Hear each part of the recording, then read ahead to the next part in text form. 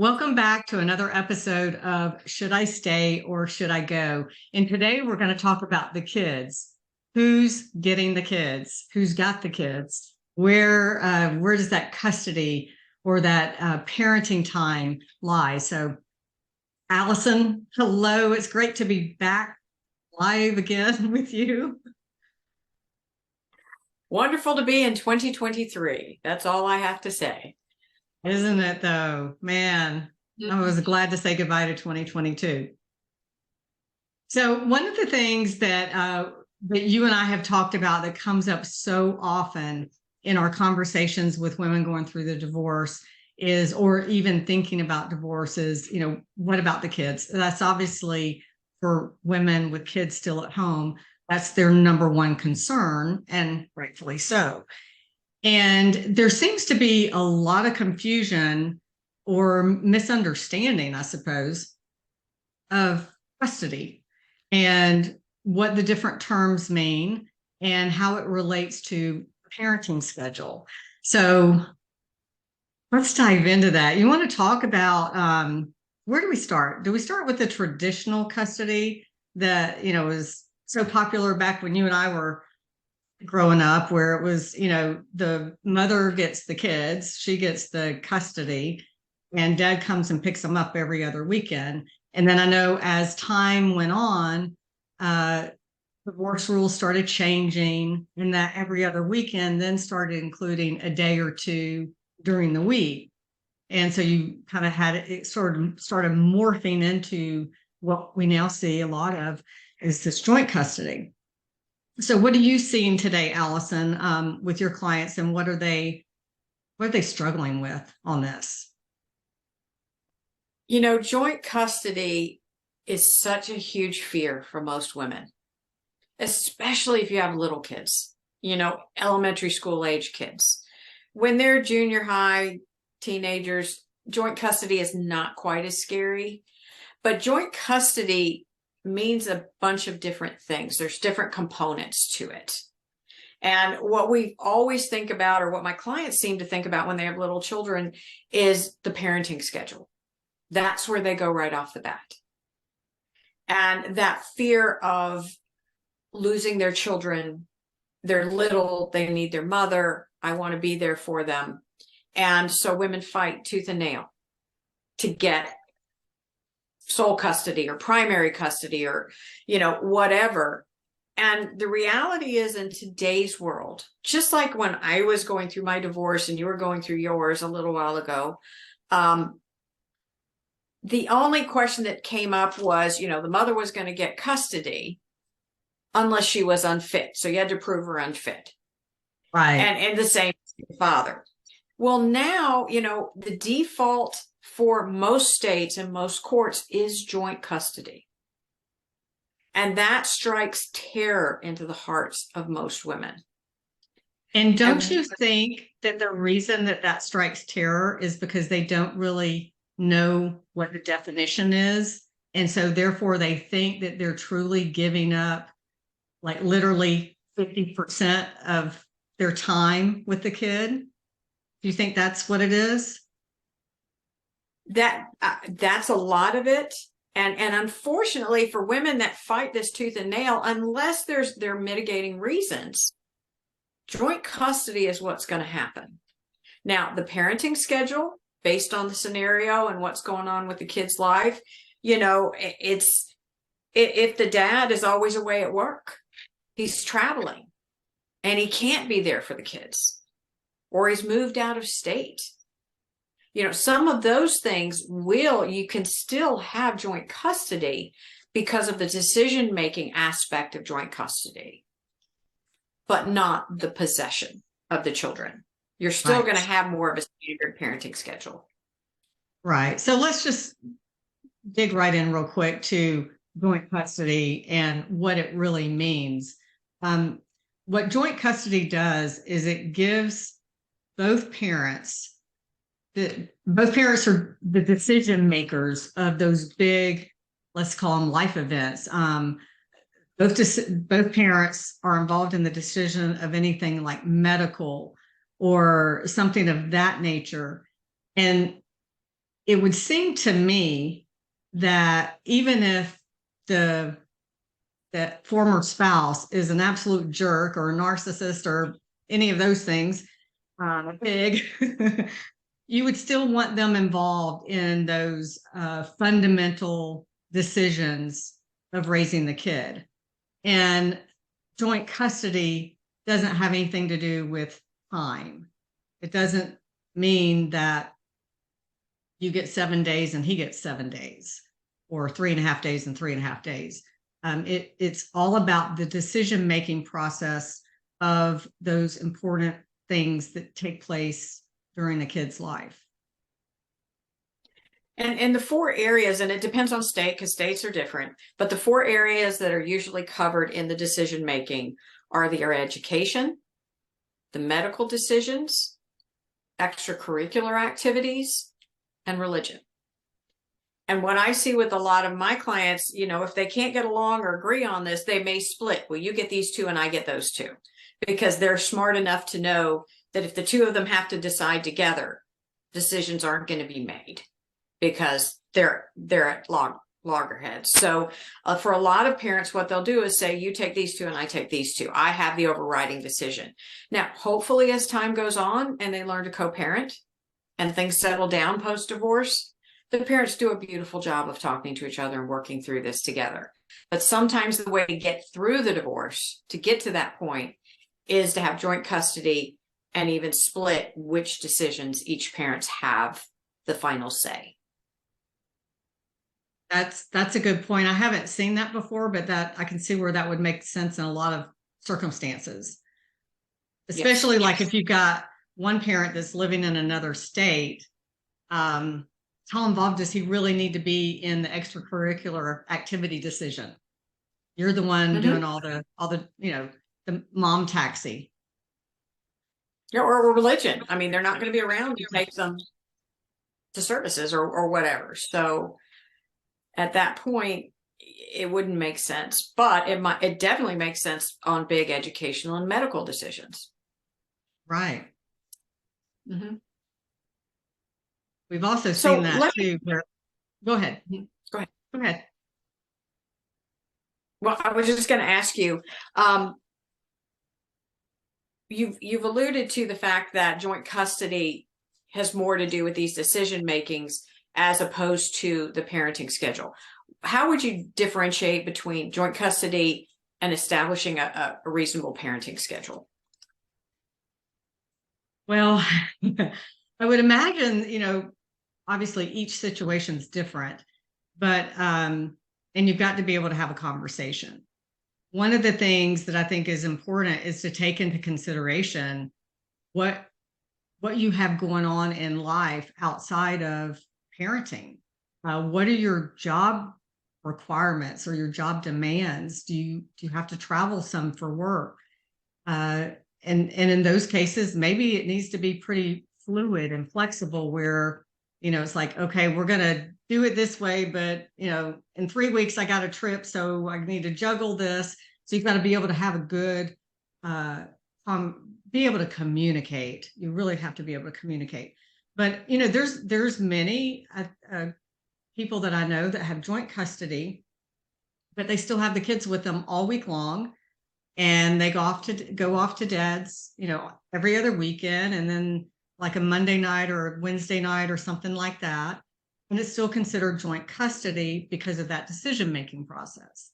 And then I know many that are doing that 1 week on, 1 week off rotation, which, then the kids truly have like 2 houses. And to me, that seems like that would be a little bit tough on the kids managing that. Pretty nice for the parents because then you can actually block out times, a whole week and say, okay, I'm going to focus on these things with regards to work and self-care and a new hobby that I want to pick up and just resting. But I think, it could be anything that they agree to, quite frankly. It can, and 90% of the divorces, and I don't know if that's the right percentage, but the major percentage of divorces are settled through the mediation process, Mhm. which is really the best place for this to be settled, where both parties come together and decide what's in the best interest of the children. Some of the different considerations I've seen my clients go through is, if we have joint custody and 50-50 time, do we do 1 week on, 1 week off? I've had clients try the 2-2-4 schedule where they have 2 days with one parent, 2 days with one parent, 4 days with the other. And guess what? A week has 7 days. So it means every week things flip up. You want to talk about a nightmare of a schedule. And here you are trying to be divorced, trying to make sure both of you have the schedule down pat. And quite frankly, think about what that does to your children, not knowing where they're going to be from day to day. It's not like they know on Wednesday nights, I'm going to have dinner with dad. We don't know what day of the week it's going to be when you do this 2-2-4. Things are changing. So if somebody comes up with that, I would advise some caution. Look at your schedule, look at your husband's schedule. Think about how this is going to impact the kids, because the one thing they need to know, we got to give them where the rules and the lines of the road are. We got to give them lines of the road for them to stay between. So if it is a 50-50 split, the longer they're in one location versus another, the easier it's going to be on those kids. I agree. And, one of the things that came to mind when I'm thinking about that 2-2-4 schedule is, as a parent, let's say you had to schedule a dentist appointment, but the dentist, you're on the phone with the dentist and they're like, well, here we are in January. And they're like, the soonest we can see you is March 4th. And now you've got to figure out, are they with me? Are they with him? Is that going to work? I would pull my hair out. I've had clients try it, and you have to let people try what they want to try. And I haven't seen one final in my client base where the final schedule was a 2-2-4. I know some people do it and they love it, and that's fine. But one of the big things, and I would say I would caution any woman going into this, that I see consistently, especially for the women with the smaller children, is, okay, so I can deal with the decision making. I can deal with the joint custody.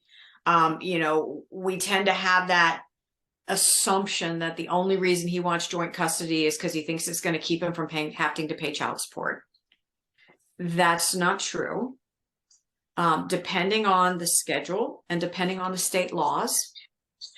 In some states, if you've got 50-50 custody and he makes more money or you make more money, there's a leveling calculation that gets put into place. So even if it's a 50-50, they level out the income to make sure the child has enough. The mother or father, whoever makes less, has the wherewithal to take care of the kids. So that's one of the considerations. And the other is, I've had women that, nope, they're my kids. I'm keeping them. I'm getting primary custody, or I'm taking control of this and control of the children. And they fight and they fight, and it draws out the divorce. They don't get anything accomplished in mediation. And now we've got huge attorney bills and everybody just wants this over. And their attorneys finally convince her, hey, the courts are going to grant joint custody unless there's a valid reason not to. Now, what are some of those valid reasons I've seen? He lives out of state. Okay. May get joint custody for the decision making, but the parenting time isn't going to be there. Okay. We're fine. That the child support's based on the parenting time. Okay. You may have the person that lives semi-close, but they're out of the school system, and getting those kids to and from school with everybody's work schedules isn't going to happen. It happens. And if he's not going to move back into the school system, then it can't be a 50-50 split. The kids can't go to 2 different school systems. A couple of times I've had a situation where the spouse had a criminal history, particularly if domestic situations have come into play. They're not going to get that type of visitation. Or a client has a child with special needs, autism, some kind of birth defect or mental disorder. Then in that case, joint custody may not be the norm. But in any other situation, in today's world and in most states, joint custody 50-50 parenting time is the court's default. It's what the guardians ad litem, if they get appointed for the children, that's their end goal, is to have the child have 50-50 time with their parents so that the child maintains a healthy relationship with both parents. And that is what the courts, if we can't get it done in mediation, are going to try and default to. So here you spent how much money and how much time and how many gray hairs have you gotten fighting for this, while the courts, this is what they're going to do unless there's a really good reason not to. And for me, it's a blessing in disguise when the women that do get 50-50 time, after about 2 weeks of it, all of a sudden realize, as you pointed out, it actually is really nice, because you get that 1 week to yourself to work really hard, to splurge a little bit of time or take up some new hobbies for yourself, or just get some much needed rest after everything you've been through, knowing that your children are safe, they're with their father. And then the week that you have them, you've cleared your schedule, because that's the week you've got your babies. And now you can spend that quality time. Whereas when you were married, you were the mom 24/7. When did you get that quality time? So a lot of women are actually finding, and I've had a couple say to me, man, if I'd known this up front. So what do they mean by that? Do they mean they would have like moved forward with a divorce sooner, or just they're just saying that because it feels good? They're saying that because think about how many women avoid leaving or try and forestall the demise of your relationship for the kids. The kids are better off. Guess what? Kids are not better off growing up in a war zone. They are not. The best thing for the kids is 2 healthy, happy parents. Whether they're living in the same house or not, that's a matter of opinion. But the kids need 2 healthy and happy parents. And if they can't do that under the same roof, the kids are going to be better off with the parents doing it under separate roofs. Now, I totally agree with that. And I've been saying that forever, that staying married for the kids is the wrong reason to stay married, because it doesn't benefit the kids.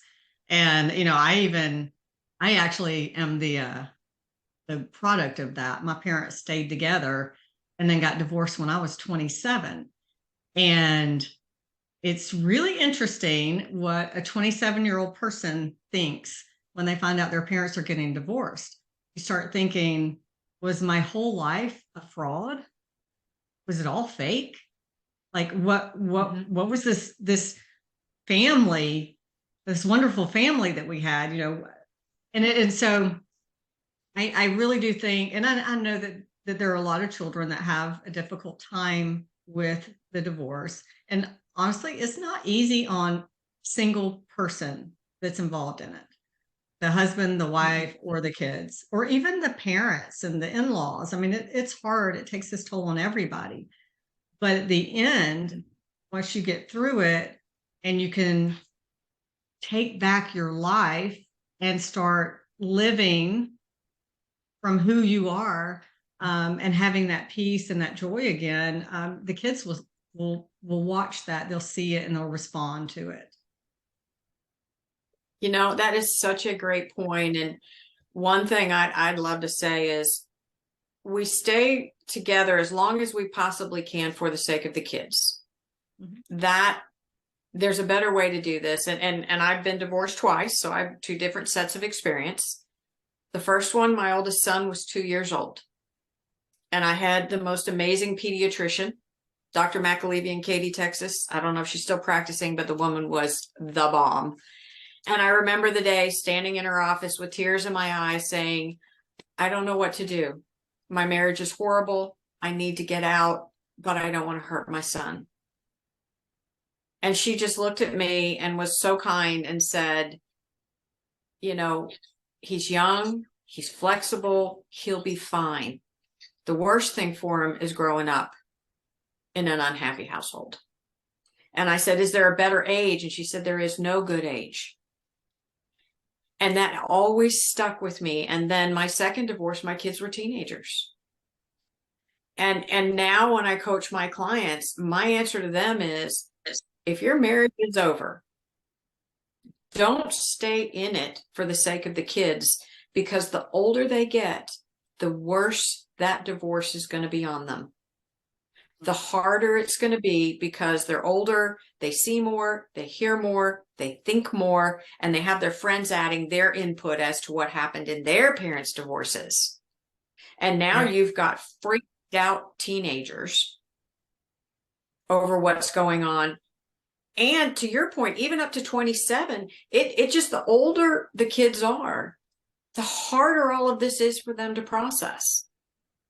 It is. The younger And I see, I was the same as you. You know, I divorced when my kids were 3 and 4. And then my second divorce was, we had a mirrored life. My second divorce, they were, I think, 17 and 18. And I compare each of those to me at age 27. And I remember at age 27 feeling very torn, because my mother would come and just cry to me and tell me all this stuff about my dad that I did not want to hear, did not want to know these things about my father, because I love my dad and I think he's great. My dad didn't do that, but you know, men don't talk the way women talk. But there was that friction, and you know, and I felt like my mom was trying to get me on her side of the fence, and it was like, no, I'm not getting on anybody's fence. You know, I'm standing over here on my side. But I know that as teenagers, you know, they start forming opinions about things, and quite frankly, some of their opinions are coming from outside the home, most of them, and it is very hard on them, and it's hard on them to see mom upset.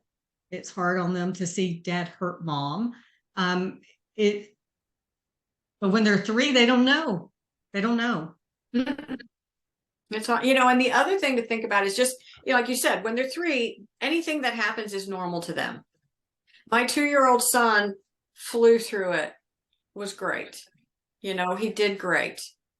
My second divorce, it was a freaking disaster. Now, here's one age benchmark, and every state is different. But if you've got children that are 10, 11, 12, the one question you need to know is, at what age in your state does your child have the right to choose which parent they're going to live with?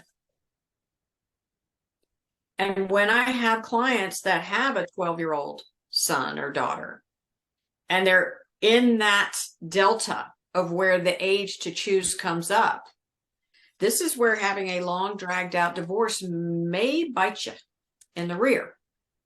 Whereas had you agreed to joint custody up front, not fought for that whole responsibility, which, you know, what's in the best interest of the children, and gotten it done, where, you know, a year and a half later, now they've got a 14-year-old. And that 14-year-old is certainly old enough in most states. Some states it's 12, some it's 14, some it's, you know, I'm not a lawyer. But once that child hits that age of being able to choose which parent, you really, if things don't work out well, the whole thing of what's in the best interest of the child may be thrown out the window. The child can choose. And unfortunately, when a child is faced with 2 parents, as adults, we'd think, oh, well, they're going to pick me because I'm the good parent and I'm loving and we've always been close. And dad's never been home. Well, guess what? Your child doesn't think like an adult. Your child thinks that they love both parents and they want both parents. And they know that mom's there. Mom ain't going anywhere. And mom will always love me. But dad, he could disappear. He could move away. He could do whatever. And I'm not saying this is man against woman. I'm just saying you have 2 parents and they're not always equal. The child tends to choose the weaker of the 2 parents because that's the one they worry about losing. And they don't want to lose either. They want both their parents. That makes a lot of sense. Hard. That's hard for women. It's hard. to not until you understand it. And if you and I went through it, and I will tell you that letting go of my end of the rope, because we were playing tug of war with my child, was what I ended up having to do for his best interest. And it was devastating to me to have to live through that. And so that's where understanding what the things that can happen, what the laws are leaning towards now, what the courts tend to do, and getting comfortable with those things up front, really, really sitting down and digging deep into your heart. What is best for my child? And best for the child, if they have two equally strong, emotionally solvent parents, is to maintain both parents. And I think so often we say and we believe that we are doing whatever it is that we're doing, or we're making this decision, and it is in the best interest of the child. When oftentimes really, I mean, we believe that, but perhaps it's not, and perhaps it's just our ego getting in the way, and not wanting to let go, not wanting to lose, and not wanting that child to not be around 24/7. So sometimes we really do have to like suck it up. And I mean, if we're truly going to do what's in the best interest of the child. So, I mean, maybe a mom has a rambunctious young boy that, I mean, she just can't manage. And he would be better off with dad, because dad's a real strong disciplinarian, and he behaves with dad's, but mom doesn't want to let go. I mean, there's just so many emotional decisions, but we do have to try to set our ego aside and try to set our own personal desire aside and do what's right. And for any women listening to this, if you catch yourself saying to yourself or out loud to a friend, my child can't live without me, I really beg you to take that step back and ask yourself, can they not really? Or is it you who can't fathom living without your child? And that I totally understand. But in today's world, with the laws the way they are, with the way custody is decided upon in most courts, what you will find, if you can just be patient, is that the child will make it for a few days without you, and they'll come back and still be your child, and you'll just have more special time with them when they are with you.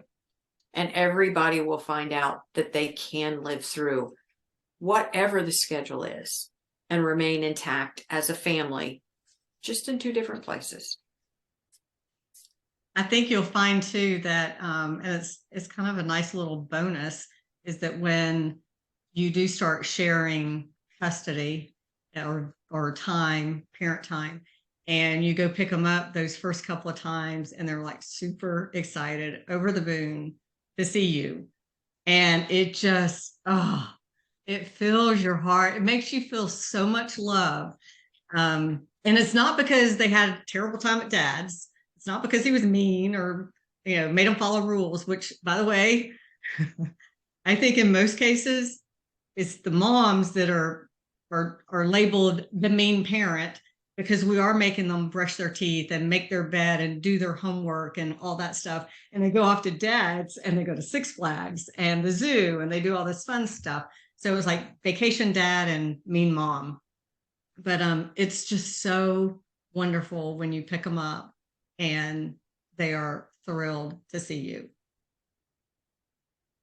It is. And the big thing is, once this divorce is over, we're making these decisions. We're in the throes of the divorce. If we left for a reason. Something was wrong. If they left for a reason. Something is wrong. There's going to be a fight. I get it. There are people who do this beautifully together. They're the anomaly. That's not who's listening to these conversations. So the reality is, if you're listening to this, there's some conflict. That conflict, time heals all wounds. And when that divorce is over, Yeah, maybe he did get 50% parenting time because that's what the courts gave him after this long drawn out legal battle. And the court turned around and gave him 50% parenting time. Now what? Well, depending on his reason for wanting that 50% parenting time and depending on his staying ability, what I find with a lot of my clients is that over time, maybe the father doesn't take all that time. Maybe the father doesn't always pick them up. Maybe his work schedule changes. Maybe his life changes, whatever. So even though the court grants you that 50-50, as things settle, you're able to work together to come up with the right schedule for the children that works for you, works for him, and works for the kids. So just because you're granted 50-50 doesn't mean everybody's going to take 50-50. That's such a good point, because I've seen, so often that even if the man is coming at it from the right place, when it happens and he starts taking on this responsibility, generally speaking, men don't, they've never had this responsibility like full time. So now they've got it. They don't know what they've got. They don't know what it means. And a lot of times they're like, oh, wait a minute. This is a lot more work than what I thought I was signing up for. And then they start kind of giving back some of that time. And then there's, and I'm going to say this, and I don't want anybody to throw tomatoes at me, but there is a point after the divorce is over, hopefully after the divorce is over, when dad gets a new girlfriend. Okay. And we all go, oh! Here's the thing. If he gets a good woman, a nice woman who's going to care about your kids and treat them well and add to their lives, she's going to encourage him to continue to have that time with your kids. If he dates someone who doesn't like kids, has kids of their own, and they prefer their own kids over somebody else's, he's going to spend less time with your kids. So be careful what you wish for in that avenue. And a man dating, sometimes if they weren't that good a dad or husband when they were married to you, but they end up with someone else who brings out that best in them, unlike me who brought out the beast in them, things get much better for the children, even with them being in that new and stable relationship. So that's the other thing to think about. And I always tell my clients, yes, he's going to date one day. And typically the man will start dating before the woman, but that's not always the case. But typically they will. And I always caution them, let's just pray that the woman he finds is a good person and treats your children well. And if she does, you thank your lucky stars all day long. Because when they date someone that isn't good to your children, it is gut-wrenching to be the mom and not have any control over that. Yeah, that's a good point. And at the end of the day, time does march on, and our lives change, and kids grow up, and men date other women, and you may meet somebody special too, and you get your life back. I just think that we spend too much time fighting over something in most cases. Now, obviously there's cases where, there's other things involved where you do need to fight the good fight. But fighting for something that at the end of the day, it's probably not going to make a hill of beans difference in the outcome. And if you just will find your way through it, you very well may get to a part where you're actually getting things exactly the way you wanted it without ever having to ask. They just manifest as time changes. That was beautiful, Elizabeth. I don't think we could close this out on any better a piece of advice. Just let time heal all wounds and things will be okay.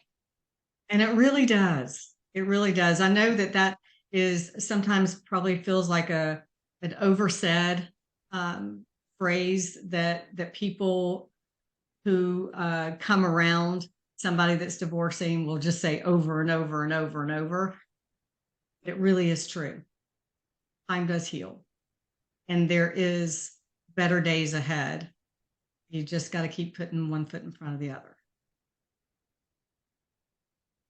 So, Well, with that, is that a wrap, Allison, or do we have anything else? that is a wrap. Just, you said it all beautifully. Well, I think you did too. And this was such a great conversation. And I hope our listeners found it really helpful. And of course, if they need any coaching help, please don't forget that is what Allison does. And do you want to tell them how they can reach out to you, Allison? Sure. I am available on LinkedIn. I'm available on Facebook. I do have an Instagram account as well. And then I have my website, which is www.isurvived.info. Or you can just email me at my name, AllisonJeffereys@gmail.com. Wonderful. All right. Well, until next time, everyone, that's a wrap, and we will see you in the next conversation.